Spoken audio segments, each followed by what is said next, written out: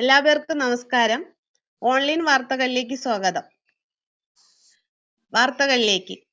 പേരാമ്പ്രയിൽ കേന്ദ്ര revenue intelligence raid. സ്വർണ്ണ വ്യാപാരിയുടെ ഫ്ളാറ്റിൽ നിന്നും അനധികൃതമായി 3 കോടി രൂപയിലധികം രൂപ പിടിച്ചു. 2 പേർ കസ്റ്റഡിയിൽ.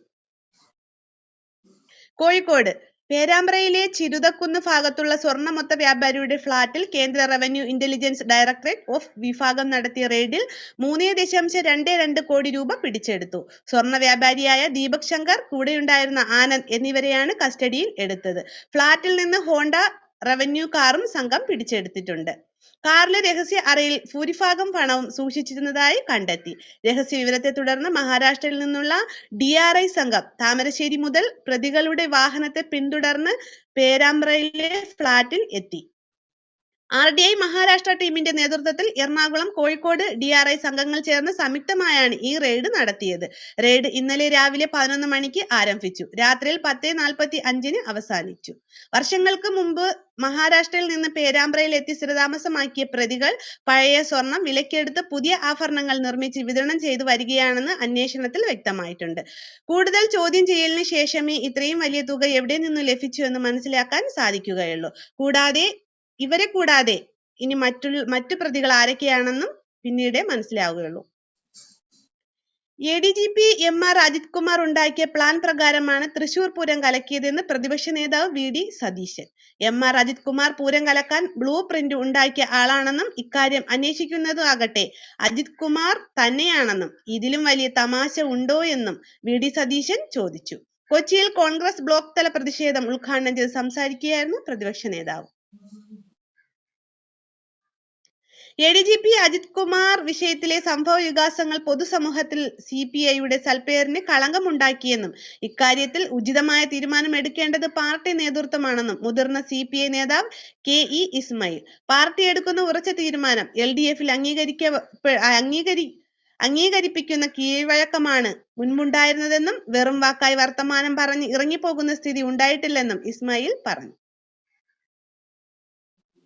മുഖ്യമന്ത്രി പിണറായി വിജയൻ RSS ഏജന്റാണെന്ന് K മുരളീധരൻ. തിരുവനന്തപുരത്ത് കോൺഗ്രസ് ബ്ലോക്ക് കമ്മിറ്റി മുഖ്യമന്ത്രി രാജിവെക്കണമെന്ന ആവശ്യവുമായി നടത്തിയ പ്രതിഷേധ കൂട്ടായ്മ ഉദ്ഘാടനം ചെയ്ത് സംസാരിക്കുകയായിരുന്നു അദ്ദേഹം. തൃശൂർ പൂരം കലക്കിയത് മുഖ്യമന്ത്രിയുടെ അറിവോടെയാണെന്നും അതിന്റെ ലാഭം മുഖ്യമന്ത്രിക്ക് ലഭിച്ചെന്നും മുരളീധരൻ പറഞ്ഞു. നടൻ സിദ്ദീഖിന്റെ മുൻകൂർ ജാമ്യാപേക്ഷ തള്ളിയ സംഭവത്തിൽ പ്രതികരിച്ച് അതിജീവത.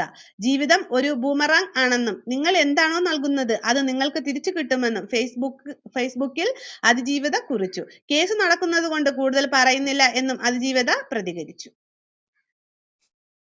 ഹൈക്കോടതിയുടെ അറസ്റ്റ് ഉത്തരവിന് പിന്നാലെ ഒളിവിൽ പോയ നടൻ സിദ്ദീഖ് ജാമ്യ അപേക്ഷയുമായി സുപ്രീം കോടതിയിലേക്ക്.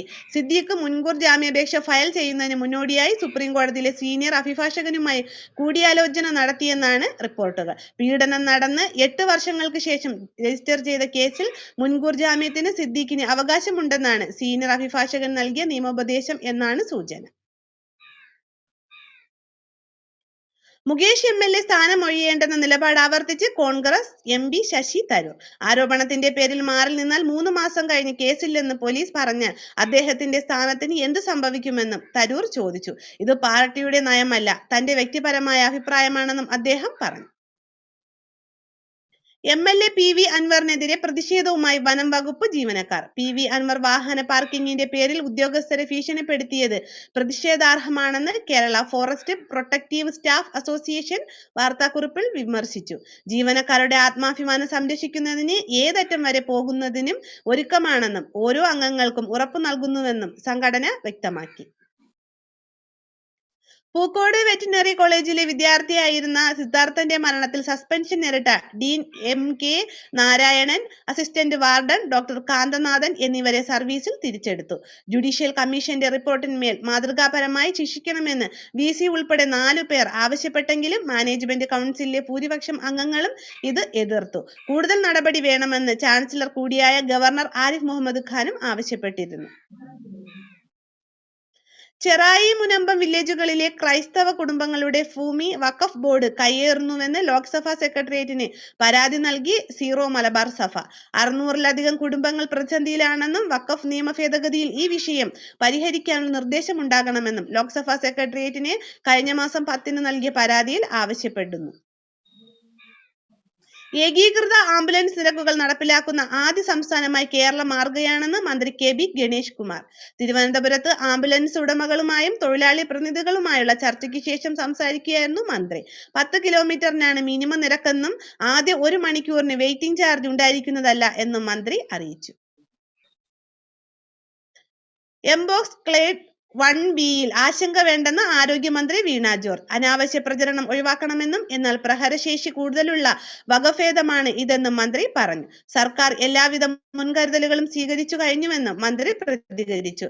പത്തനംതിട്ട ജനറൽ ആശുപത്രിയിലെ ലിഫ്റ്റ് വിഷയത്തിൽ സമഗ്രമായ അന്വേഷണം നടത്തുമെന്നും മന്ത്രി കൂട്ടിച്ചേർത്തു.